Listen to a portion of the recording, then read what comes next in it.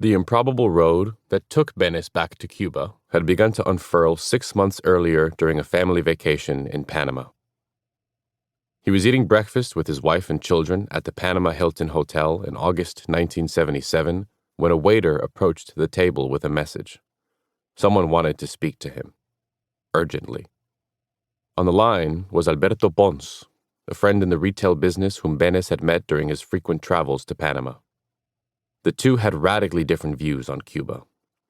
Pons, who had emigrated from Cuba in 1953 and held a variety of positions in the Panamanian government of Omar Torrijos, had befriended some of the officials who worked in the Cuban embassy in Panama. Benes had settled in Miami, with the thousands of immigrants who had started to flee Castro's regime in 1959.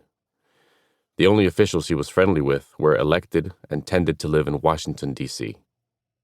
Pons was well aware of their differences, but he also knew that the two shared a passion for Cuba, and that's the reason he was calling. Two of his Cuban acquaintances had traveled to Panama and told him they wanted to meet Benes. Pons figured that whatever mission they had in mind would require generosity of spirit and plenty of courage. Benes, he knew, had both. "Bernardo, there are some Cubans here who want to see you. Can you have lunch with us today at 1? "Sure," Benes replied, thinking that his friend had organized a get-together with fellow emigrants. As if he could read his mind, Pons corrected him. "These are Cubans from Cuba, not from Panama." Benes paused. Why would communist Cubans want to talk to him? He was, he knew, what most people would consider a prosperous, well-connected man. He was the vice chairman of the board of Continental National Bank of Miami and a rising star in the Democratic Party, with friends in high places. Congressman Dante Fascell and Claude Pepper had been to his Miami beach house for cocktails. The year before, he had been director for Hispanic affairs for the Carter campaign in Florida, and he had been invited to President-elect Carter's intimate victory party in Atlanta and to the inauguration in Washington.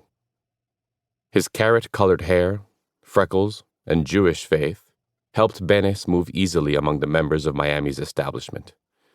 His Cuban accent and easy, folksy manner made him feel comfortable among his compatriots, arguing louder than they did when necessary, hugging longer and tighter than most, blowing cigar smoke in the air as he talked of returning to a free Cuba one day. On his daily calendar, in any given week, his secretary could schedule an appointment with the publisher of the Miami Herald, as well as a meeting with a factory worker who wanted financial help to send his daughter to college. If one had to pick a Cuban with access to both the White House and the exile community in the Miami of the 1970s, Bernardo Benes was that man. Yet Benes was also an avowed gusano.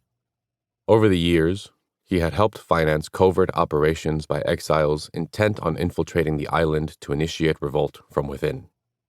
He had raised money to build a monument to the Cuban exiles killed during the Bay of Pigs invasion, and he had testified before Congress against Castro. He had no doubt the Cuban government knew that as well. Intrigued, Benes agreed to meet at Panamar, his favorite restaurant. 15 minutes after the appointed hour, Pons arrived, accompanied by the men from Cuba. One was of a slight, compact build with a certain air of aristocracy about him. The others were short and stocky. All wore regular street clothing. They were amiable, and Benes felt relaxed, as if he were among friends, which surprised him. After all, these were exactly the kind of men that Cubans in Miami feared and despised. These were Castro's men. The type of men who had helped him remain in power for 18 years by lining his enemies against walls to face firing squads.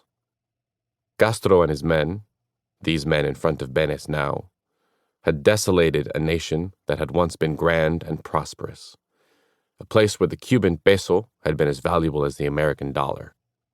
Still, for 3 hours, Benes drank beer and ate lobsters and fresh sea bass with the Cubans, talking about the old times, common acquaintances, and their university years. Pons paid the check.